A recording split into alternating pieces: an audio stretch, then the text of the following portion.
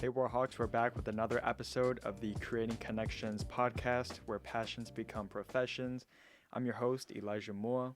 Today's guest is Josh Jacobi, a communications major student with a huge experience in videography and production.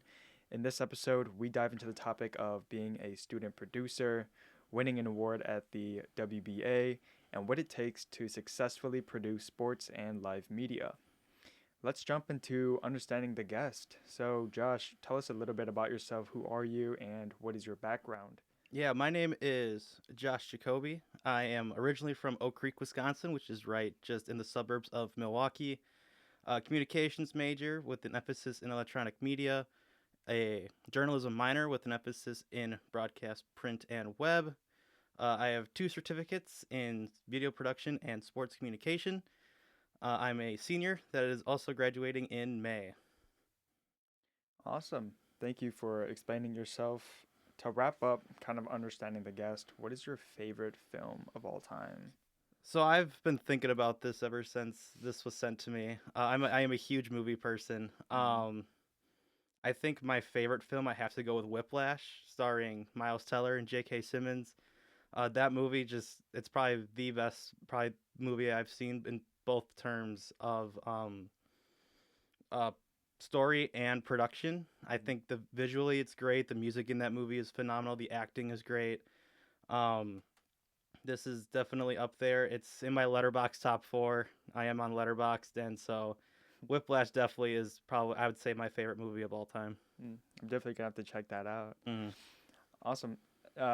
Going to our next subject about you being a student. So, how are you involved on campus? Yeah, so I have a number of jobs, I'd say, on campus. I'm a student supervisor at UWW-TV. I am a promotions director at 91.7 The Edge. I was the videographer for the football team on campus for the past 2 seasons. Um, I'm on a radio show known as Warhawk Talk. You can see my face on commercials all around campus now because we did some of those over winter break. Mhm. I'm very, very much involved in the media landscape here on campus. Mhm. When did you realize that you wanted to pursue videography? This came right around, so in high school, my friends and I, we had a YouTube channel. We did these little skits that we would kind of make and script and produce all within a day, thinking that they were so cool and awesome. And then, now realizing to this day that they weren't, but, it was high school, that's kind of when the passion kind of started. Believe it or not, coming into college, I came in as a marketing major, thinking that was going to be more of the path for me. I took a few marketing classes in high school thinking that was going to be it. But then after realizing how much actually went into marketing, I decided maybe this wasn't for me, switched to advertising because I knew that'd be a bit more creative, and that first introduced me to the world of communications. And then I volunteered some time over at the TV station, and then after being there for a little bit, I kind of realized this is what I wanted to do instead. So then that's when I found my passion for videography. Kind of did a switch. Yeah. And what was that, sophomore year or when? I technically started as a sports broadcaster the second semester of my freshman year. But I didn't officially make that transition until about, my sophomore year, the first semester of my sophomore year. Somewhere around there. Mhm. Okay, awesome. And then doing some research on you, you stated that you wanted to work either out of a production truck at sporting events or eventually end up on a movie set. Why? Why was that your initial sort of? This stemmed from I got the chance to go sit in a production truck during a Brewers game a couple years ago. And I just remember being there in that truck. I was given a headset and a chair, and I was just kind of told to sit there and observe. That was probably, being able to kind of listen in on all the communication, kind of looking around and seeing all the people do all the various things. One person was in charge of throwing up the graphics. I could hear the director the entire time cueing on the different cameras. The person next to me was kind of in charge of audio. Another person, the other side of me, was kind of like the producer almost, and was kind of supervising, I think is the kind of the term for it, because he kind of just like sat there and was kind of watching his monitor. I just knew, like, kind of in that moment is where the the wanting to be in a production truck kind of setting kind of came from. Mm-hmm. As for like ending up on like a movie set, honestly, I just love watching the behind the scenes stuff on like movies, Yeah. especially back when DVDs and Blu-rays were still a thing. You'd always get like the special features, and they'd show the behind the scenes, and they'd interview some of the cast members and whatnot. Mm-hmm. I remember always like looking out for those after watching movies and being like, wow, that's actually really cool. Finding out that, oh, some of that actually isn't, some of that was legit and real, not and just enhanced in post, not just all done in post. So Mm-hmm. I know kind of a movie set feeling is kind of where I wanted to be. As for now, I think both are still very great options for me, but I've also learned like, hey, maybe ending up in like a media company would be great, or maybe even working in news for a little bit wouldn't hurt either. Mm-hmm. Um, I totally, but I mean, if either of those opportunities presented itself, I definitely would still jump on it. Yeah. Awesome. And then how is it balancing all your responsibilities as a student on campus? Like, how are you able to do it? Well, schoolwork and academics take top priority for the most part.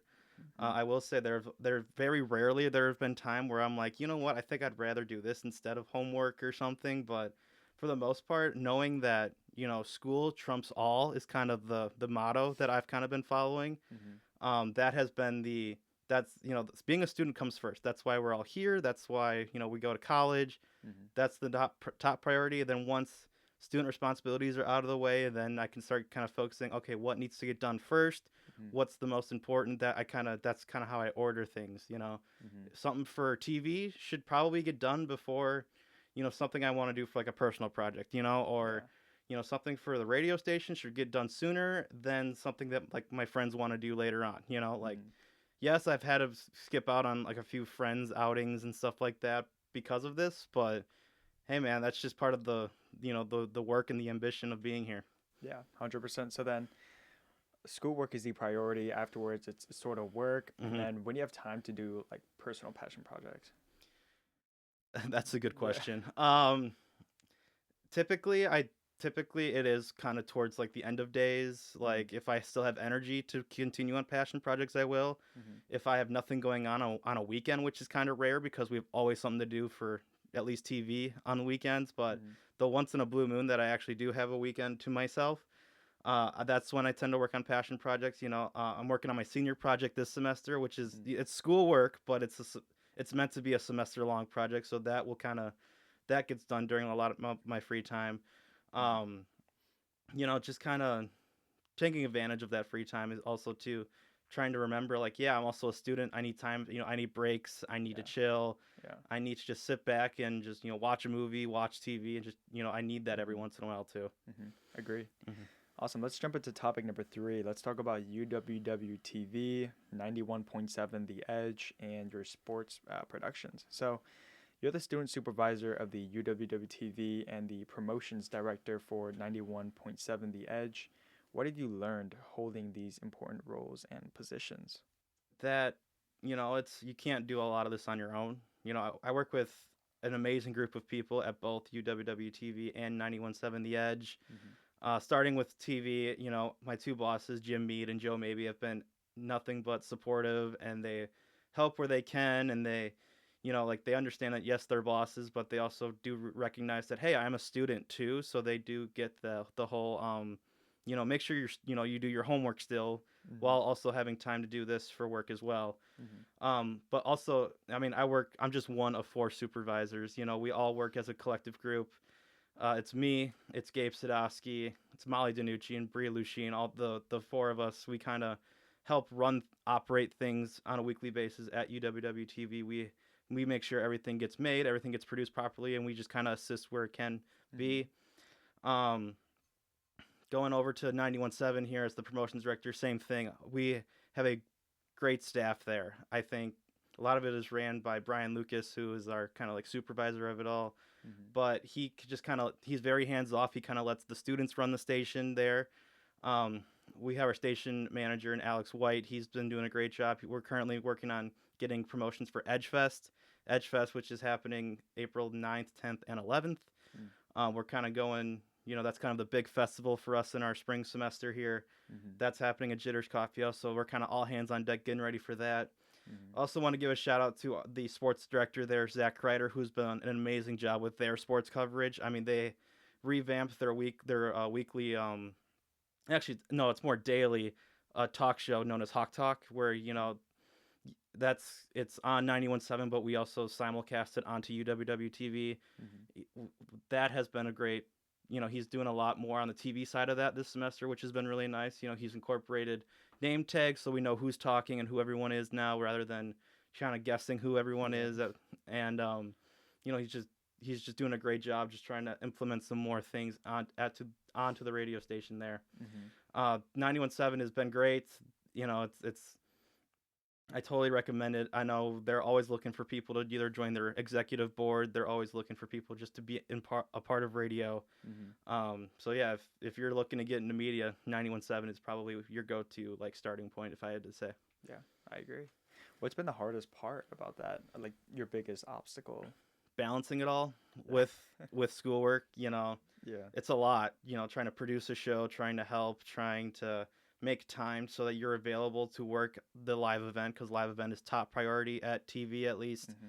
I do tend to find myself doing my radio work as the least important compared to schoolwork and TV work, just because my role at TV to me is a bit more important, because that's kind of where I want to end up as a career is TV rather than radio. So that's how I kind of I take my TV work a bit as more of a priority than radio work. But I mean, yeah, that's just the biggest obstacle, just finding time for it all. We still got classes, we still got, we're still students, so we still need to make time for homework, and then we also got to, not burn ourselves out. We don't want to overwork ourselves. Yeah, I work, 20, 25 hours a week, but, we got to be able to, pace it out, expand it. Not, ideally, I don't want to work 8 hours one day and then, 3 the next, right. I would like to kind of spread it out evenly throughout the week. But, just being able to find time to do it all and being able to get it all done and meeting those deadlines. Yeah, I agree. You also produce shows like For the Health of It and Warhawk Sports Saturday and Wednesday. How has that experience been producing many shows at once? So For the Health of It is actually produced by our supervisor, Bria Lucine. She is doing a great job for it now. I kind of help her with the production side of it. She completely does the editing and the scripting and all that. I kind of just assist where I can for that show. But I mean, that's, kind of having her take that over has been kind of a lot easier. What's also been nice too about the other show you named, which is Warhawk Sports Saturday, is that's just the football pregame show for the most part. So I mean, that basically handled my responsibilities over in the fall. Yeah. So I mean, and even then, you only get 4 or 5 tapings because we only have 4 or 5 home games. So I mean, that's been really easy too. We just those weeks I just got to make sure I got to have a script ready, and then got to make sure the studio's all set up and ready to go for the tapings for that show. Then I can crank that out in post production, no problem. Only takes me a couple hours each week. So I mean, that's kind of been easy. Another show that I've done this semester, or I guess 2 shows now, is the Sports Update, which is our weekly here's how the Warhawks did in the athletics last week, and here's what's coming up kind of show that gets produced weekly. And I also do on UWW-TV, which is a kind of a show that features other shows that we offer. And so, that show, it's easy. You just interview the producer of whatever show I want to feature that week, and then just kind of intercut that with clips of either them working. So I'd have to show up to a shoot date and, get footage of them physically working and producing their show. Or I just intercut it with clips from just their show, cutting it together with just clips of their show. I do tend to feature at least a 10-second clip of their show and their show intro. Yeah. But, that's kind of been a little taxing on time because it's different every week. I interview this person on this day, but they don't shoot until this day at this time. I got to be a little flexible that way. The Sports Update, which I'm co-producing now with Colin Reynolds, who's been great helping me out with that. That's always going to be Monday mornings, 8 a.m., because we want to get that thing out by noon so that it's as relevant as possible, because, it runs all week, but who knows, by Friday, technically that episode's dead. It's not relevant anymore. So that show, it's a bit more of all right, we're taping on 8. I have class from 9:30 to 10:45, and then it's got to be done by noon. So then I have basically Colin works on it as far as he can as well when I'm in class or whatever. And, it's got to be done by noon. So as soon as I'm out of class, I'm immediately at that computer and I'm finishing it kind of thing. So, I mean, that's kind of, scheduling and just trying to, again, manage time for all the shows is kind of how been my, way of producing multiple shows at once. And you kind of touched a little bit about it, but how do you go about running these successful shows and whatnot? Again, it's just that, time management thing, The update's easy because it's always, 8 a.m. Mondays every week, we all know, and it's got to be done by noon that Monday. Done. Problem solved, whatever. The other show on UWW-TV, I technically do the week prior, and then it debuts the following week. So that's why that show is a lot easier, because it's like, okay, I need to have the episode done by Monday at noon next week. What do I need? And the questions are the same every week, because it's, who are you? What are you producing? Your experience, how's it going? Those kind of questions for that show. And then I just kind of, I just decide which answers I want to use and include that in the episode. But I mean, even then too, again, it's all about timing. It's all about managing. You also have to hit certain time limits. Like the update cannot go longer than 5 minutes, because it's part of our half-hour news block that we produce every week called 800 West Main. And that features 5 segments, both on TV for the health of it, the sports update, as well as the news update inside the arts are all part of that block for this semester. That's kind of the, because we have we're featuring 5 shows for that half-hour block, it can go no longer than 5 minutes if it doesn't have to, kind of thing. Yeah. Which the sports update never does. I think the most it has gone is maybe 4 minutes. But that's also a week where there was a whole lot of Warhawk sports happening. Yeah. Between, I think that was football, volleyball, wrestling was getting going. That was just a crazy week in the fall semester last semester. But a lot of it is timing. A lot of it is, timing for the show itself, but also timing as in how long it's going to take you to do it. And, it always turns out great. I mean, as long as you follow the basic production techniques, you sit your host down, you turn on the camera. Okay, what needs to be fixed? All right, lighting. Okay, lighting is good. The background looks good. You go up to the studio, you check your audio, you check, you see how it looks from up there, because I know it does look a little different up in the studio than it does down in the studio on the little TV. And so, that's kind of just following the basic production techniques too, is what also just makes these shows so successful. I see. That was a great answer. A lot of your sports and other productions are live. Has there ever been an instance where something went wrong? Like, what happened, and what did you do about that? An instance that comes to mind right away is last year during the NCAA D3 women's basketball championship or tournament. I was in master control, so I'm in the studio. I'm in charge of making sure that the stream gets on the TV, on the channel. It's streaming to the NCAA website and our website, and I just make sure that everything is running smoothly, basically. Right before tip-off for that game, we started having connection issues with the production truck that was on site. And so what we ended up doing was while our production manager, Joe Maybe, was kind of trying to figure out why we're having connection issues, we just kind of kept running ads. We updated our little graphic that we typically put on before we cue our production with, technical difficulties, please stand by kind of thing. And we just, kind of kept just being like, okay, I was on the phone with Joe the entire time trying to make sure that everything was working. We were calm. We were, nobody was overly freaking out, I would say. Yes, at first we were like, oh my goodness, what's going on kind of thing. But, now that, but once we kind of got into it, we were able to we only missed the opening tip, really. We didn't miss much of the action. Nobody had scored yet or anything. So by the time we got the connection reestablished, we were able to get back on and broadcast that game no problem. Yeah, awesome. And then what goes into producing and broadcasting the sports program at UWW-TV? I'm also assuming that, this profession requires a person that is a jack of all trades, so they're good at a lot of things. But what kind of goes into it? A lot Yeah. of planning. We have to be in communication with athletics as to like, okay, where are we going to put the production truck? Are we going to use the actual truck, or are we going to use the little like laptop software that's also called production truck, fun fact, and just kind of do a basic setup or like a more simplified setup? Or are we going to do the full-fledged production with the actual TV truck, the 4 cameras, what's the plan of attack? So there's some planning with there. Mhm.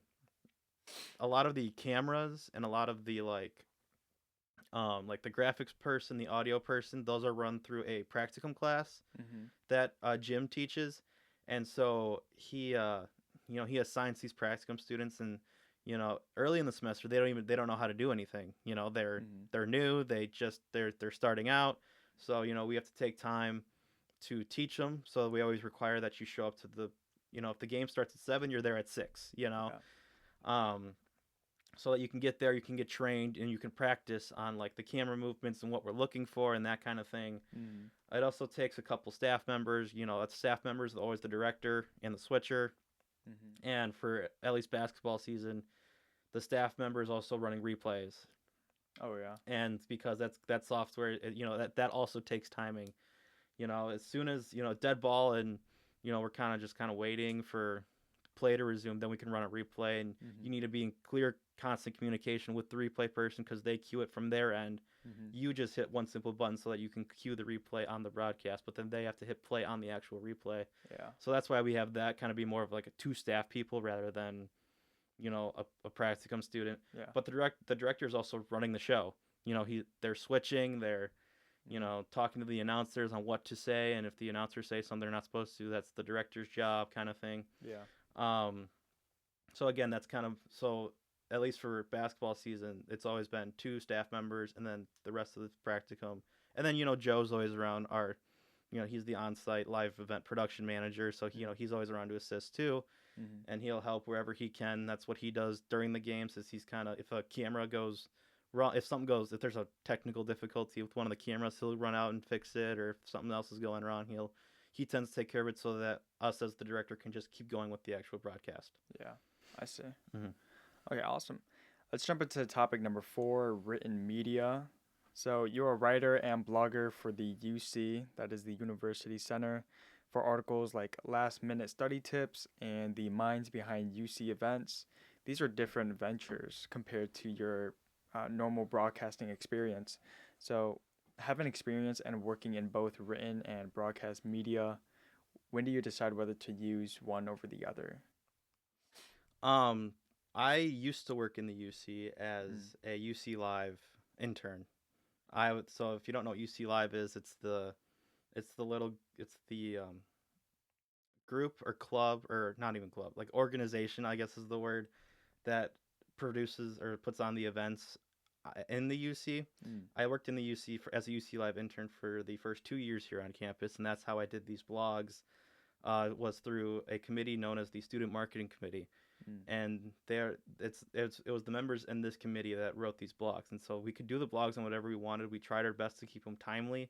Mhm. Like I remember writing the study tips blog because it was like the last blog of the semester, and I was like, that'd be a great one for finals week. Yeah. But then the Minds Behind the UC Events was a blog that I did earlier in the semester, and I was like, huh, you see these posters, but you don't ever like realize who's putting the events on in the UC. Mhm. So that's kind of, and I was trying to show UC Live some love with that one. Yeah. Um, I guess we have our on-campus newspaper as well, Royal Purple, which is I've not been a part of it myself, but Mhm. I know a few people that have. I'm good friends with their editor-in-chief, Chase Keller, who's done amazing work there. Mm. Um, they tend to take care of a lot of the written media. They take care of a lot of covering the games for them. Mm. They do a lot of that, whereas TV and radio will take care of like the broadcasting side and making sure the game can be seen. Mhm. Um, but yeah, I mean, written media, it was great. Um, I would I looking into possibly doing some more blog writing for the radio station website because I do run that as part of my position as the promotions director at 91.7. Um, you know, I think it's just more or less if it's worth covering, Yeah. then we'll do it for TV or we'll include it in our news coverage. Mm-hmm. But if it's kind of like a fun little like soft news piece that typically won't make the cut, then I'll typically write a blog about it and just post it on like a website. Yeah, I see. Awesome. Let's jump into topic number 5, which is the Wisconsin Broadcasters Association, also known as WBA. Can you explain to the audience a little bit about what WBA actually is? Yeah, so the Wisconsin Broadcasters Association is the kind of yearly. I mean, they're a group. They're an actual like association, obviously, but it's like the yearly like conference at. It's been held at Lambeau Field every year that I've been here in Green Bay. I've heard it used to be held in Madison, but it's been Green Bay since I've been here. So it's just kind of like it's just a way for students to get some, they're learning from professionals through seminars. They bring in professional reporters and kind of radio and TV personalities. Like ESPN Milwaukee will send people there. The MC this year was Kyle Wallace, who hosts a number of shows for ESPN Milwaukee. It's just kind of a way for students at the high school and college levels to kind of learn real world experiences and kind of learn from real world journalists on, what it's like working in the actual like news world, what it's like working in the news industry and the sports industry as well. And then that's kind of like the morning. Then they have then they have a keynote. This year it was Bill Jartz, who was the Packers PA announcer for a number of years, and he worked at WBAY in Green Bay for a bit. He's a very familiar guy around there. He came in, did a keynote for an hour, and then it was lunch, and then there was a job fair where all the local media outlets were there, stations from Milwaukee, Madison, Green Bay, Wausau, they were all there. La Crosse area too. It's a job fair. You can get first contact with any news stations that you were kind of looking at going into it. A couple of colleges were there to recruit some of the high school students as well. I know Whitewater had a table there. I think UW-Oshkosh had a table there too. But it was also during this job fair as well that they had a few booths where you could get your headshot taken. You could do a weathercast. You can read a prompter. You can call a sports moment. Like it just allowed for the opportunity to also get to practice and to maybe even get some feedback from professionals in that sense as well. And then at the end of the conference is the award ceremony where they go through and hand out awards to all of the students who did amazing work over the year. It's also worth noting that everyone does amazing work every year. It's just, they just like to award some of it, But yeah, I think it's a great conference. I'd highly recommend it if you're looking into getting into the news or media world. I see. And so they invite universities. So you guys went in teams, not really just yourself, correct? So we went as the school. Just a big collection of us just went as the University of Wisconsin-Whitewater. We got to network with other students from other colleges and high schools and I see whatnot too. And I know I ran into the live event production manager at Eau Claire who complimented us on our sports coverage during the job fair, and we just went as a big group. Yeah. Okay. Awesome. And then you guys actually won an award. So winning an award at the WBA, it's obviously a huge feat in your career. You and your team competed against other students, their teams, universities across the state for radio, TV, and media work. How did that feel, winning that award, you and your team? It just proves that, we produce good work. It's competing against schools like UW-Oshkosh, who has a really good program. UW-Madison submitted some stuff, and then some Milwaukee schools, I believe, submitted some stuff too. Being able to go up against, the D1 UW-Madison or the Oshkoshes of the world, it's great knowing, not even just winning that award, but even finishing second and third in some of these too. Because again, like I took second place for a special event for the football commit show that my supervisor, or Gabe Sadowski and I did last year, Mm-hmm. we took second place, and then I think the school that beat us was UW-Madison. But I mean, losing to UW-Madison to us is like, hey, we technically just won first place, Yeah, yeah. That's true. It's just, I mean, it's great winning the award, but it's also just great having the recognition Mm-hmm. of like, you know, like, hey, we still submitted stuff and we still did pretty good work. Mm-hmm. We don't need a plaque to tell us, to show us that we did good work. We don't need a certificate that says, congratulations, here's second. Like, we don't need Yeah. that. We know that we did good work. We Agreed. just like to go and submit stuff just because, why not? Yeah. And this time you guys got an award, so that's awesome. And then for closing remarks, what is one piece of advice you would give a student that is interested in a similar path to yours? Get involved right away with this student media, regardless if it's radio or TV. If it's radio, I know they offer the practicum course for radio, where it's just 1 credit. You take the class, you get yourself kind of introduced to radio and kind of that whole realm. Excuse me. Mm-hmm. And then for TV, all you gotta do is audition. Auditions are held within the second and third weeks of each semester. Mm-hmm. If you're trying to get on a show, or if you're trying to like broadcast, you're trying to broadcast some games for sports, or if you just want to get involved, then audition, and we will find a spot for you. Mm. You may not get a spot right away, you may not get that spot that you hoped for right away, but we will, find a spot for you, and just, staying involved. And I also know that TV, that practicum course that I was talking about earlier, is offered to anybody that's interested. So it's a 1 credit course. It's Com 231 is that one. You just got to be willing to work and be really flexible with your schedule. And, that's how you get involved. That class is taught by the director of UWW-TV and Jim Mead. So, if you want to make an impression, if you want to really get into it, I'd highly recommend getting involved in these student medias. Mm-hmm. And students interested in TV, Mm-hmm. they could be freshmen even. Yes, Correct. correct. I know I see. we have hired freshmen after completing that practicum course, Mm. straight out. Like, I again, just because you're a freshman doesn't mean you can't do stuff. Yeah. I definitely think, yeah, if you're a freshman, get involved. Mm-hmm. Get involved right away.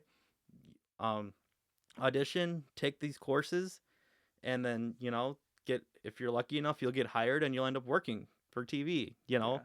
Or for radio. Like, just get involved right away, especially if you have a real passion for it. Mm-hmm. And trust me, life gets a lot easier and better for you Yeah. once you get involved. Yeah. I agree. Awesome. What is one goal you want to achieve by the end of the semester? This could be personally, academically, or professionally. I guess my one goal would just be getting a job before commencement day. Mm-hmm. I think commencement day is the 16th of May. Yeah. I know I've been applying, I've been looking around. I've been able to kind of widen the search because I got family. My family's heading out once my brother graduates high school next year, so they're heading down to South Carolina, and I'm just gonna go wherever a job can take me. Yeah. So I think my goal definitely by the end is to have a job lined up. Mm-hmm. I feel like there's a lot of students around this time too. Mm-hmm. Awesome. Awesome. Well, everyone, this has been your guest, Josh Jacobi. How can students get a hold of you? Yeah, so I'm on Instagram at jjacobi16 or jjacobi videography. That is where you can see some of my work. My website is also posted on that one. My LinkedIn is just simply Joshua Jacobi. My X account or my Twitter is jjacobi16 as well, and my TikTok is that as well. If you are a movie nerd like I am, my letterbox is also jjacobi16. And yeah, you can find me just about anywhere. I'm pretty sure if you also just look up my name on anything, it'll probably show up too. Mm-hmm. Really quick, if you don't mind, I'd love to just shout out my peeps again here. Shout out again Jim Mead and Joe Maybe. Again, my bosses at TV. Shout out Gabe Sadowski, Molly Danucci, and Bree Lucine for all of your works as the student supervisors. Shout out my sports team at TV as well. Colin Reynolds, Ryan Hollida, Sam Way, Chris Flynn, all of our amazing announcers over there. Shout out Zach Kreider again for his work as the sports director at 91.7. Shout out Chase Keller for his amazing work at Royal Purple. shout out, because he's the other person on Warhawk Talk I haven't said yet. Shout out Mason Rake. He he's just been a great person and a great guy on Warhawk Talk, and check that out on Tuesday nights at 6 on 91.7 The Edge. I work with such amazing people each and every day. Again, shout out Brian Lucas again for supervising radio. Yeah, I love working with these people. I love working in media. It's been great, and can't wait to keep going even beyond college. Mm-hmm. Awesome. You guys heard it here. Check out Josh Jacobi and his productions on UW-Whitewater platforms. Thank you for tuning in, and we'll see you in the next Creating Connections episode. Bye, Warhawks.